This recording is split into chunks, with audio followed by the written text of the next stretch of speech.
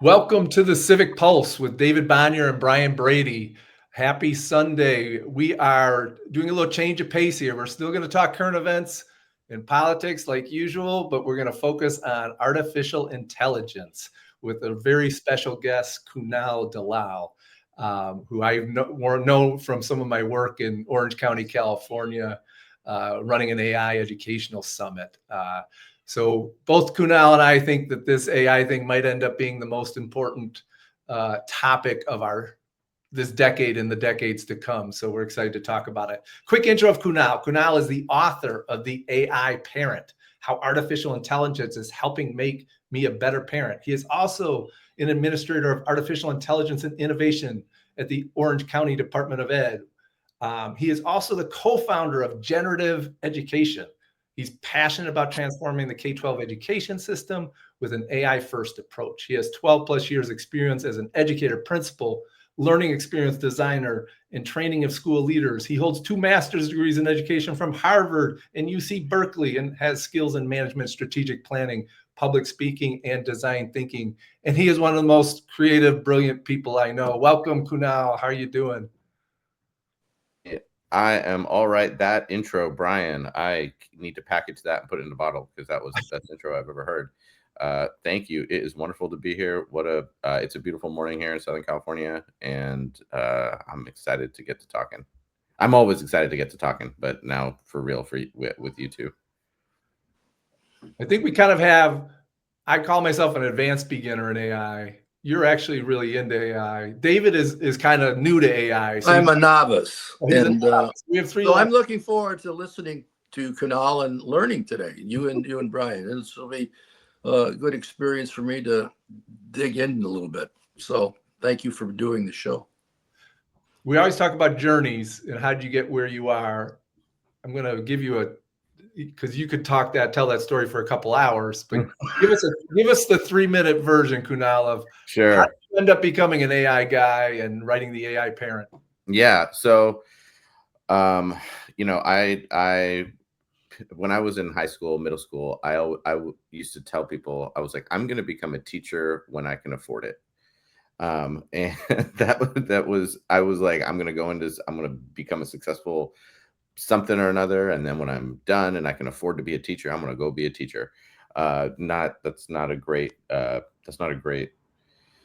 endorsement of how we pay teachers, but I think we all know that on this call here. But I started as a scientist at Yale, and I was doing brain research, and I realized that this was not the kind of change I wanted in the world. I was like, oh, maybe this is going to help me make a difference in the world. And then I called a buddy of mine. He was doing wilderness guiding out in Utah with kids who were coming out of lockup. And I was like, that sounds interesting. And so then he told me what he was doing. And 2 weeks later, much to the joy of my Indian mother, I say I'm leaving Yale Medical School to go live in the desert with a bunch of kids coming out of juvie. Every immigrant Indian mom wants to hear that from their son. And so I went there, and that was it. I was with young folks. I was in an educational setting, and I realized that was my calling. It was beyond my calling. It was my own healing and my own therapy, to be a teacher, to be an educator, to be around young folks. My favorite part of teaching, as I always say, is the learning and the amount of learning that you get to do when you're around these young folks, especially young folks who have been deemed by the system to not be worth the time and energy that the system has. And those young folks, those families, those parents, those communities, those are my people. And so I went from there to teaching. I taught in Boston for a few years. And then I went to the Bay Area, taught in Berkeley. I was an administrator in Berkeley. These are all in alternative schools. So again, students who have been either expelled, suspended from traditional high school, or transitioning from potentially the juvenile detention system back into mainstream. And so I was a teacher. And then, of course, as anyone does when they live in the Bay Area, they have to go into their CEO phase. And so I went and I started a headphone company. I know that sounds like I just turned around. No, it was a lot of work. And I was flying back and forth from China for a couple of years. The company did well. I sold out 3 runs of production, but it was just too much. And I couldn't hold it together. I couldn't hold it. I still own the brand. The brand is called Accidentally Extraordinary. I might turn it into something at some point later. But then I left. I left that work to come back to education, and that's when I started my ed tech work. Oracle, WeWork, some other companies, and then I got laid off by COVID, and WeWork imploded, and I became a stay-at-home dad for a few years, which was the best thing that happened. My son back there, right there.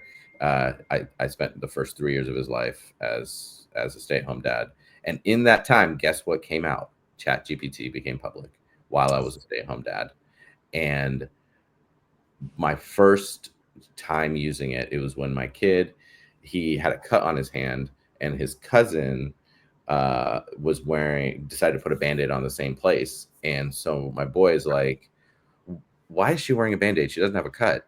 And I said, let me try to explain solidarity to a 2.5-year-old. And so I sit there and try to fumble around trying to explain solidarity. And then I'm like, wait a second, there's this ChatGPT thing. There's this generative AI thing. Let me try it. And so I asked it, hey, can you explain solidarity to a 2-year-old? And the answer was so good that I immediately realized, oh, wow, education is not, that's it. This is it. Education is completely going to change now. And for me, I was like, this is the moment I've been waiting for my whole career. I've been waiting for something to become so like unignorable that education has no choice but to have to look at its fundamental assumptions and change in a fundamental way. I've been trying to do it in my career. I gave up, went to Silicon Valley, did all of that stuff. But now I was like, I have to get back because this is for real. In 3 months, I put together my first AI parent book because I thought it was so important just from a parenting perspective, helping me through some of the challenging things that I've been doing and having what felt like a partner to help me with that. And then that led to my work at Orange County Department of Ed, my second edition of my book. And here I am just now doing keynotes and running sessions. I just had a session yesterday on parenting. It's kind of incredible. There it is. That was not 3 minutes. That was probably 10 minutes. You know, Kunal, I never can get you on a time limit because you're too good. So we just got to go. I was thinking the 3 of us all started a little bit with an alternative with kids in lockup. Something the 3 of us have in common here. Give us some advice on being a smart AI parent. Yeah. Right? Give us your top 5 tips. Sure. Oh, top 5. I think to first conceptualize what it means to be an AI parent is, I think the first step is understanding. To me, as a teacher, I kept kind of biasing myself toward, let me figure out how I can help parents understand AI in the context of schools, community, blah, blah, blah. And I realized that that's a system that we've created an assumption around, that schools are what are going to do everything, right? And now because of that, schools with this AI thing, they've got to figure out how to talk to teachers. They've got to figure out how to talk, they got to talk to parents. They got to talk to students. They've got to talk to the community. They've got to figure it out for everyone. Meanwhile, the teachers and educators and principals and leaders, they themselves don't know this thing. And every time I talk with students say the same thing. Hey, we know, same as us adults, you don't know anything about this either. So let's do this together. Let's walk together through this and figure this out together. And so that's the lens with which I approach this AI parenting. I call it work, but it's my life, right? But it is this idea that my boy is 5.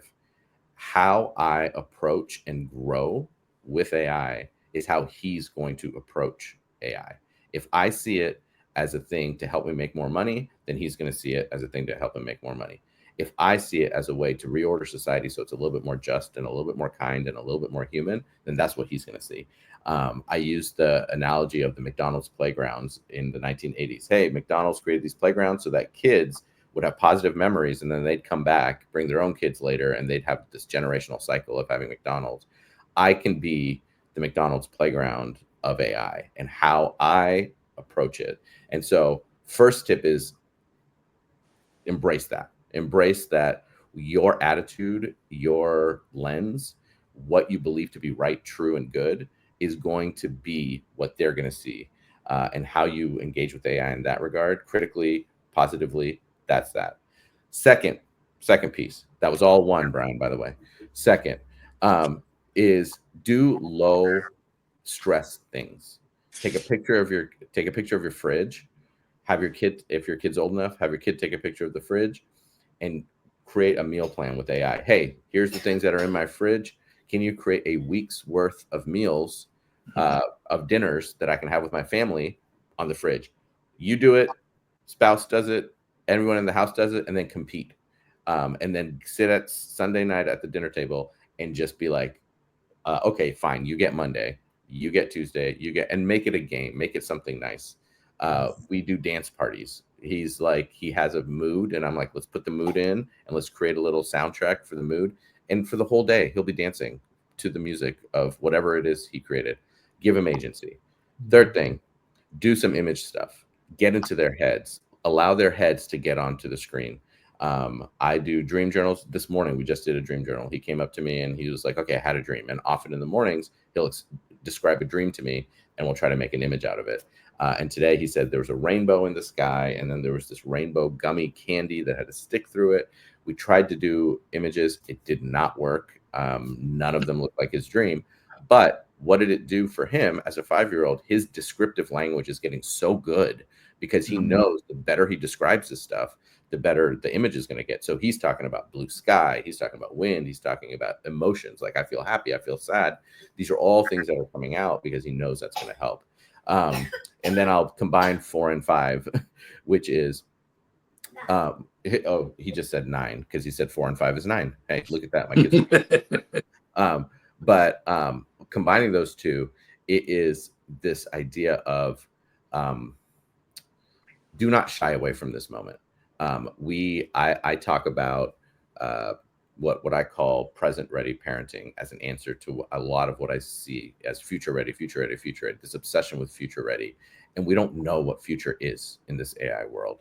We only know present. And in fact, present right now is the only time we have to actually determine what this thing is going to be. In 2 years, this thing is going to be what it's going to be likely. We're not going to have a whole lot of say anymore.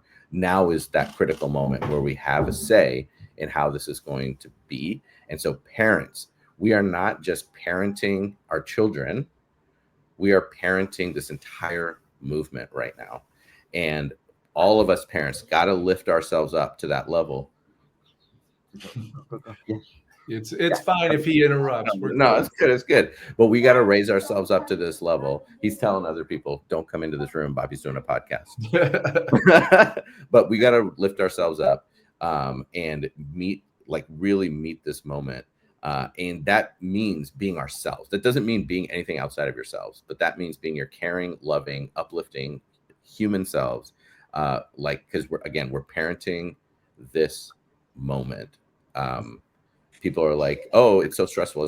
I'm like, remember, AI is just a 3-year-old right now. What do you do with 3-year-olds? You play with 3-year-olds. Don't be so serious about it. Play with the 3-year-old, have some fun, and also know that fun is in the context of something way, way bigger, and that we got to be in that space. So hopefully that wasn't too heavy, but I think heavy is what we're going for here. Mm-hmm. David, Kunal and I are pretty much convinced that AI is probably the biggest technological change of the last, maybe of human history. Possibly. It might be. I want to push it to you though. What is your skeptic? I know that we're not necessarily the majority on that. Yeah. So where do you think the person is? Well, that was a really interesting beginning to this show, and I appreciate the attitude idea that's involved with this, because that's significant in anything in life. So this is pretty big. So you better start figuring that attitude piece out. I don't know where I am on this because I really, frankly, haven't focused in on it. But I will tell you this: my wife Judy was watching a Bill Gates interview recently, where he said, "No, computers isn't the biggest thing. The biggest thing is AI." And he said, "I'm not sure I know where it's going." And so, let me just say one thing, then react to it, and I'll just be quiet and learn some more. But I'm concerned, given what we're into right now in our country with our government, I'm concerned about history being erased.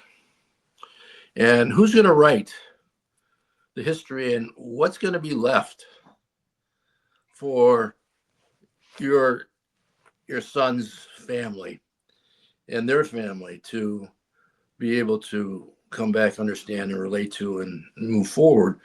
The erasure of documents, the erasure of monuments, and all these other pieces is significant. And so that's one of my concerns. And I can see where it could be very helpful in education, though. I mean, in terms of the structure of education. And that seems to be what you really, one of the things that seems from what you just said, you've gravitated to, that you're looking for the changes in education that'll improve it. And you've been waiting and waiting, and here it is. Maybe, it's forcing everybody to deal with it. So anyway, that's my concern, and you can react to it if you like.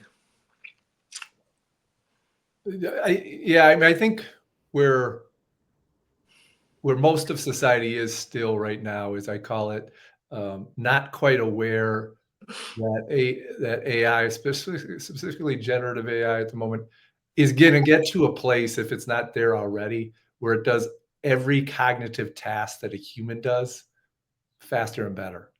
Mm-hmm. And that's, if you haven't lost sleep about AI, it's because you really haven't meditated, haven't interacted with it enough to know that it's already as smart as you're smarter, and it's getting smarter, and it's going to be.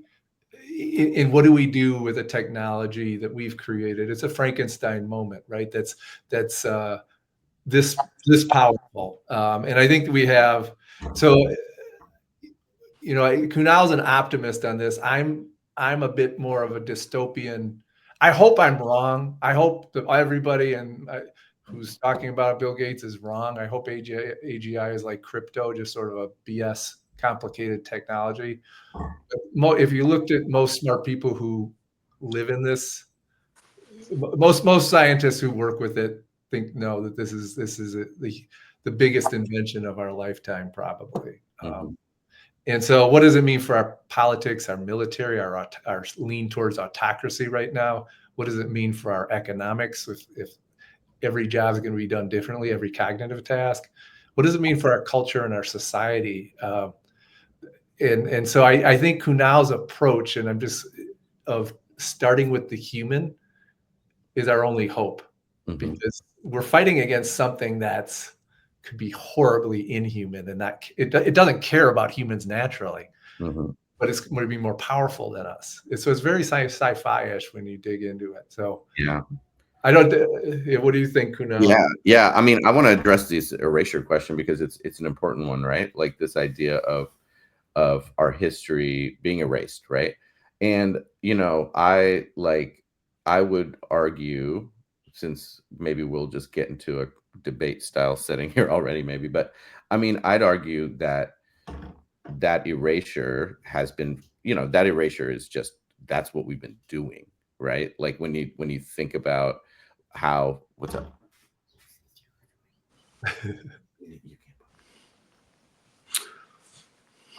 Oh yeah, you're right. Okay, I'll do it. He gave me a sheet of paper, and I've been writing my notes on a Post-it note. So he's like, make sure you write it. So make sure I do that. But we have had, I mean, I just remember like thinking about, so I was at a Mayan temple in Honduras visiting, and it was with a Black friend of mine. And they were showing us how every dynasty built on top of the next and essentially erased the previous temple, right? Everything's built. And he looked at that and he was like, this is like Black history. It's like this here, this is a physical representation of Black history. And I think about that, right? Where it's like, Mhm. I think about for myself, again, a dear friend of mine who's Black, I was talking about how it's Calcutta, where my family's from, where I grew up when I was in middle school, has become a place where it's hard for me to imagine taking my kids right now, because it is an impossibly inhuman place at this point. And like the people who live there, my family, my people who live there, the struggle is I just don't want to bring my kid there right now, right? And so I was kind of reminiscing with him. I was like, maybe I'm not gonna. He may not be able to see until later, like his real people, his history. And my Black friend just started laughing, and he was like, "Well, welcome to the club, friend." And but it's like this, it's a contextual thing where I'm like, and so what does AI mean in this sense, right? That's what we have right now. And so here in the US, I think we have a completely different lens to this than it looks like, specifically in the developing world. Where in the developing world, I'm seeing there is no concern, frankly. It's all dreams and hopes, because this is this democratizing force that can actually bring their voices out. They get to have this power of AI. Whereas here in the West, here in the US specifically, lesser so in Europe, but I do see it a little bit in Europe, it's a fear of loss of control, right? A fear of loss of the global order. Because what happens if folks, these little kids in Vietnam, can make apps at the same speed as the 250,000 a year coders in downtown San Francisco, right?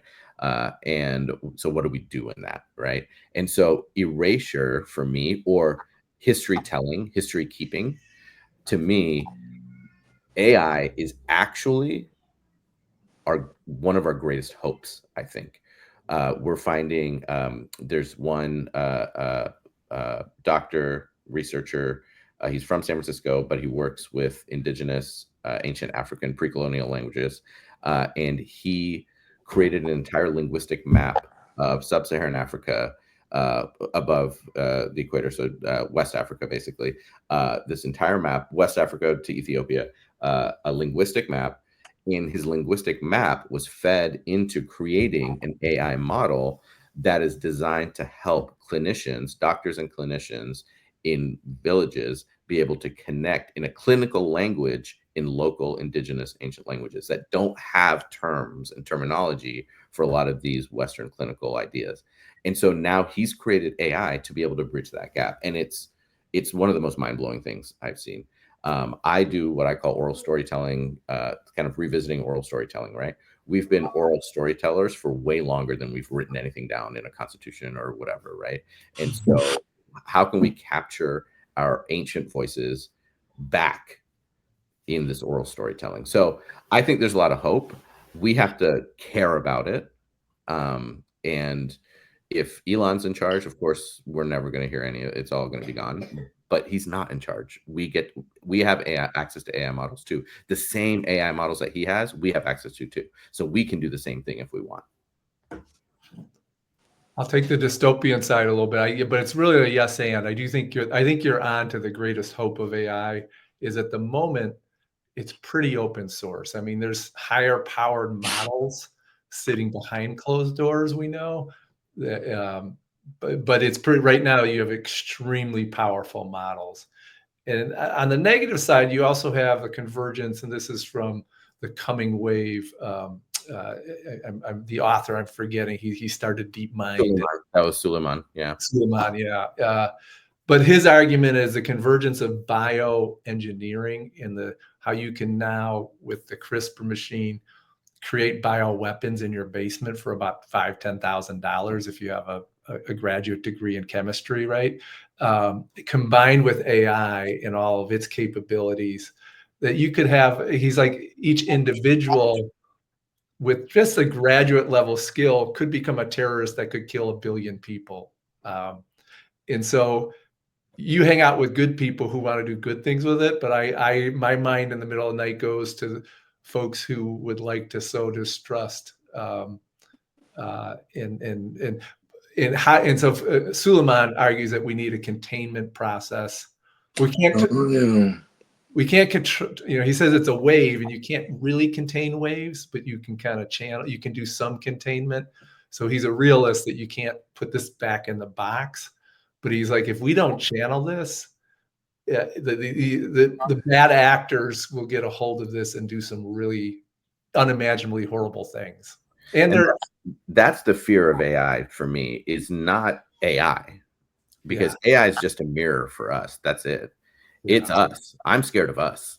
Like, that's the fear. AI is just AI. Like, but AI is sort of this, like, it's like I don't know if you've watched The Boys or what's the Generation V, but it's like you take a little potion and you become a superhero for like a short amount of time, and it's like, and that's what this is. This is like, you get to take this like crazy thing, and if the crazy thing by itself sitting on the shelf means nothing. It absolutely means nothing. It's not going to become sentient and come after you.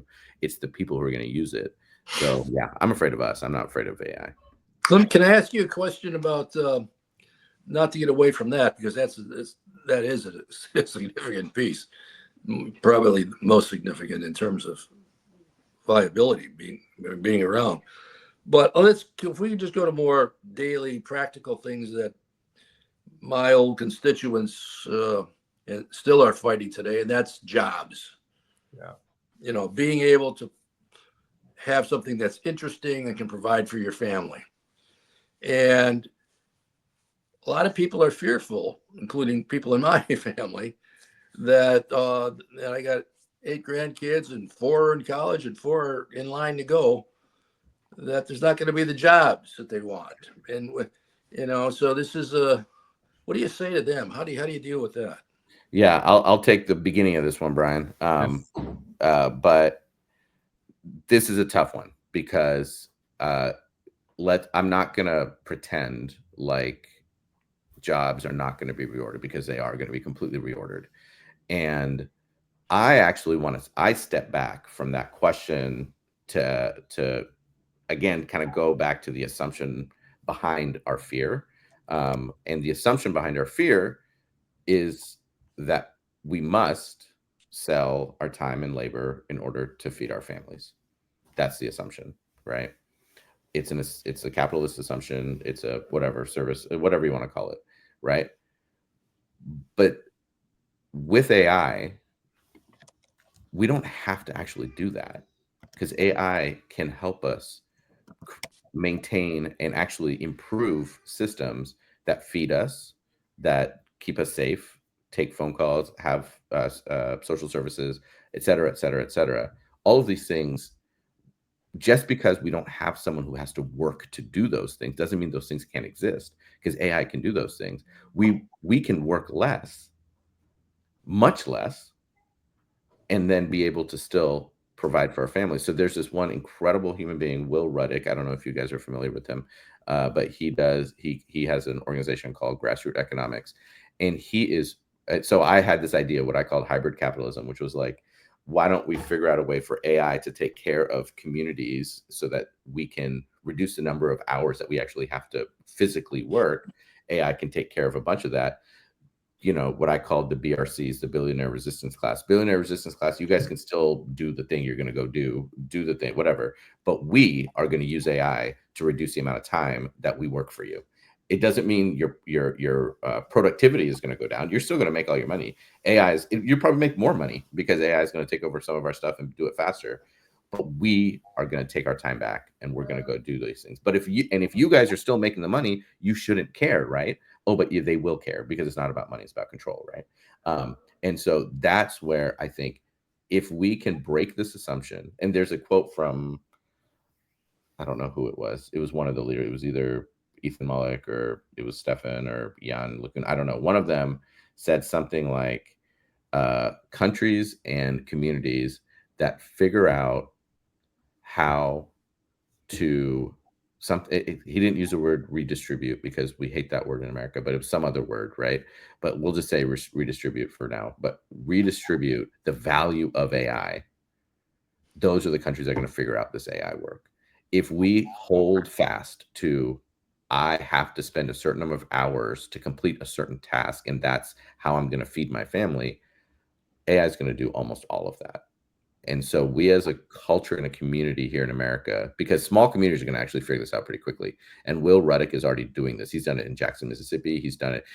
A lot of us here in the West think this is what like indigenous communities out in coastal Kenya do. No, he did it in Jackson, Mississippi. He was in Boulder, Colorado, and he's building essentially sub currencies within communities so that commitment pooling. He calls it commitment pooling, where you can do your day to day without having to deal with the regular financial system. And so jobs, whatever, who cares? Do you have a skill? Put that skill in the community pool, and that can help you get help you get connected. Sort of like bartering, but it still uses money because he understands the value of money.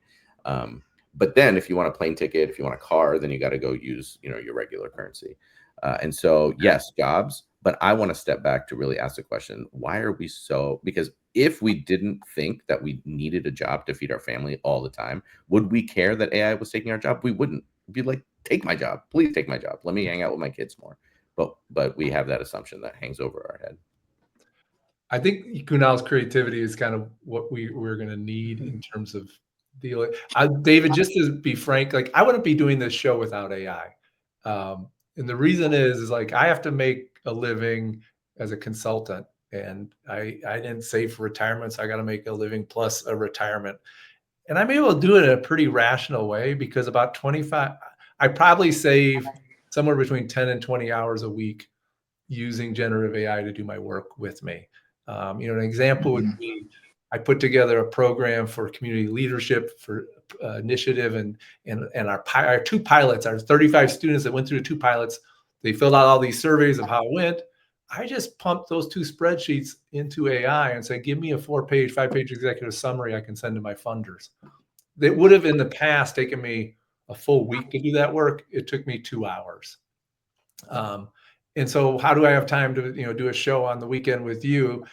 I would have probably been doing that work on the weekend to finish that instead of just getting it done on Friday. Right. And so I do think, Kunal's right, big picture wise, we need to restructure society and become less and have different ways of surviving that don't require 40-hour work weeks or 60 work weeks. Yeah. I think what COVID has done is on the work week thing is it's provided that idea and hope and thought again that you don't have to do it in a building. Yeah.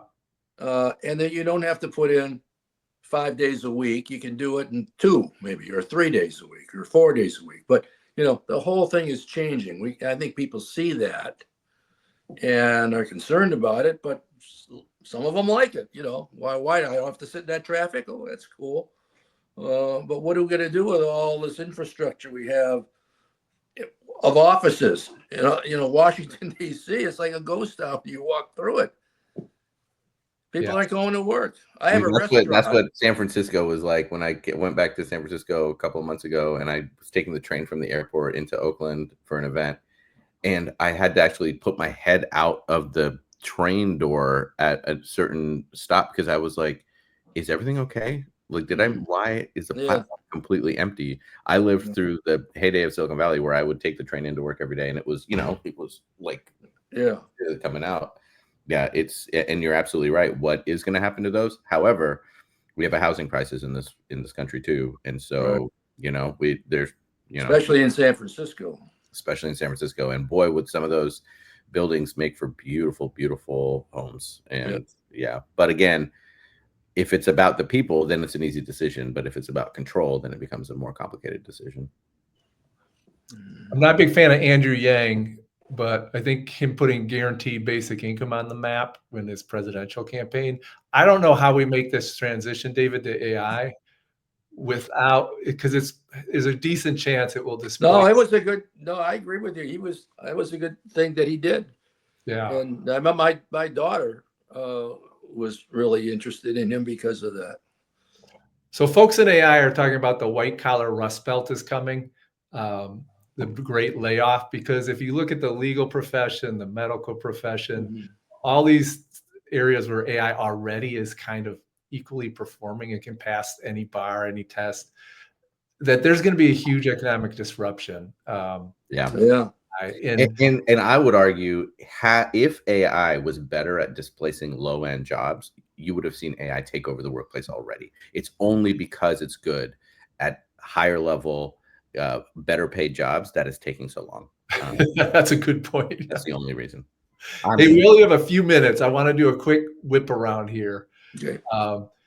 I was thinking the other day is if we could go back for the invention of the internet and social media, what would have been our containment strategies now that we've seen the plus and the negative sides?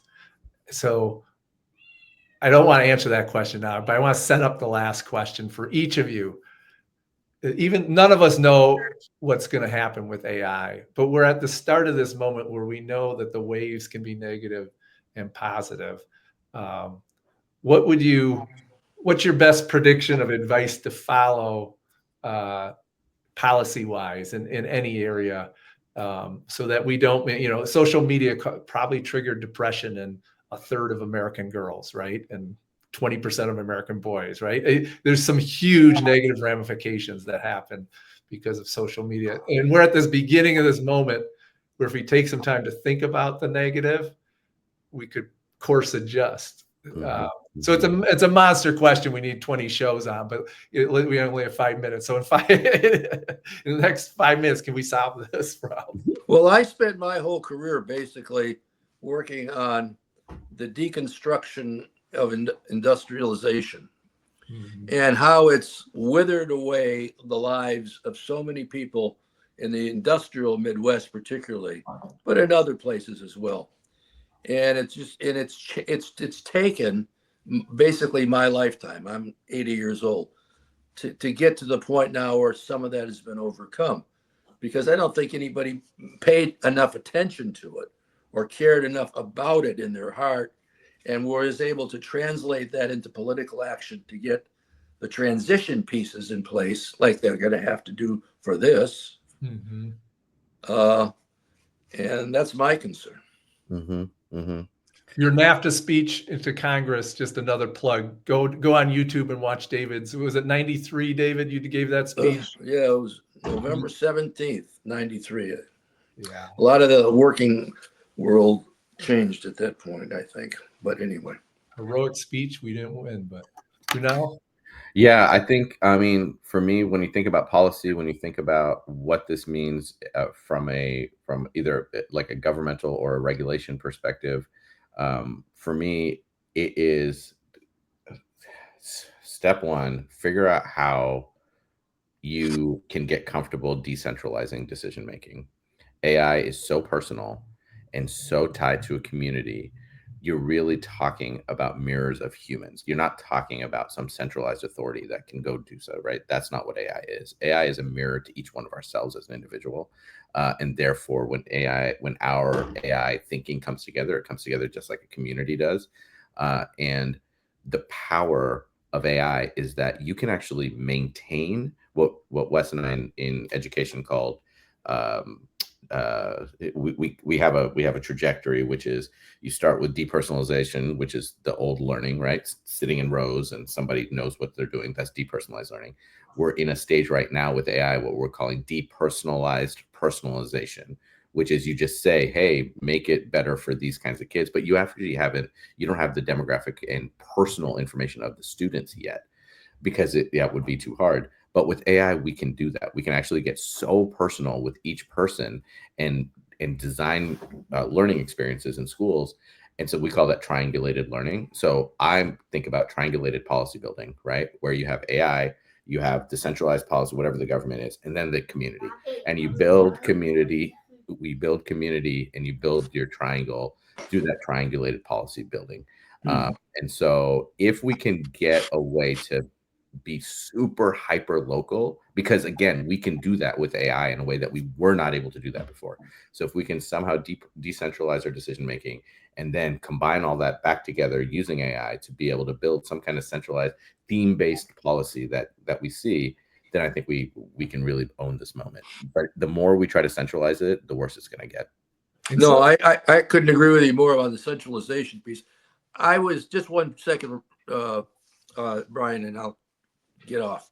But see, I get excited about this too now. It's encouraging that I think I can still get excited about something. But I've been working in Ukraine, as I mentioned to you guys earlier, and I'll be there next week for 2 weeks. And they are reinventing. They're creating a country basically from new. Mm-hmm. They lived under a Soviet model of centralization. And the people who I trust the most and the smartest people there that are thinking about this have moved Ukraine into developing institutions by way of decentralized platforms. Everything they can move out of a central situation, they're doing it. Mm-hmm. So they're spreading it out. And I could feel that sense of democratization, if you want to call it that, when I'm there seeing that and working with it. So and of course, they've got the country's getting destroyed through this war, so they're going to have to rebuild. But they've already started in a way. They didn't wait. They started, and they're doing things that are quite different and interesting now. So anyway, that's just an observation, Brian. Sort of yes, and both of you. I have a Ukrainian wife, and Ukrainians, because of the genocidal history of Russians killing them and Germans killing them, and they have a distrust of centralized authority, and so that decentralized, and they're very tech savvy. So I would not be surprised if some of the great AI innovations. Yeah. A book came out. I'll close with it, called Careless People. I haven't read it yet, but it's an inside look at Facebook and Meta at this time when decisions were being made about the harms of Instagram and social media. And it's basically a story of the careless people winning inside of and causing, great harm to our society. I think this is a time where we need to we need to wake up to AI. If you're not woken up to it yet, follow some smart people. It's coming and it's huge. And we need careful people involved in shaping policy around it. And that's what Kunal is doing. If you're not following Kunal on social media, on LinkedIn, he's connected to just a whole wave of thought. Ethan Malik, Will Ruddick, there's people you can start to follow. I think Mark Cuban's doing a lot of smart stuff these days. The Shark Tank guy, if you need someone more popular, maybe a future presidential candidate. But I think we desperately, desperately need careful people thinking about the future of AI and making the decisions. And so if you say you're not an AI expert, I say bullshit. If you're a good person with good values, you need to be exerting your muscle on these systems. So that's my soapbox to finish with. I'm a dystopian on this, but I'll be optimistic if enough good people get involved. So, well, I'll give myself the closing word on this one. Kunal, thanks so much for joining us today, David. Absolutely, it was a pleasure, and that was a beautiful close there, Brian. Thanks, and David, I think your deindustrialization work to fight to wake people up to that is very similar to this fight, actually. Mm-hmm. So I think we need to revisit that topic. I want to thank you, Kunal, for doing this, and appreciate your time and your expertise and all the good things you're doing. So I appreciate it. Thank you so much. Keep it up. Yeah. All right, I appreciate that. Thank you so much. Have our a great kids Sunday. Are our most important thing, your little one there, and that's where the future is. So what you're doing in education is both of you. Yeah. Wonderful. Thank you, sir. Have a great Sunday, you all. All right. Take care.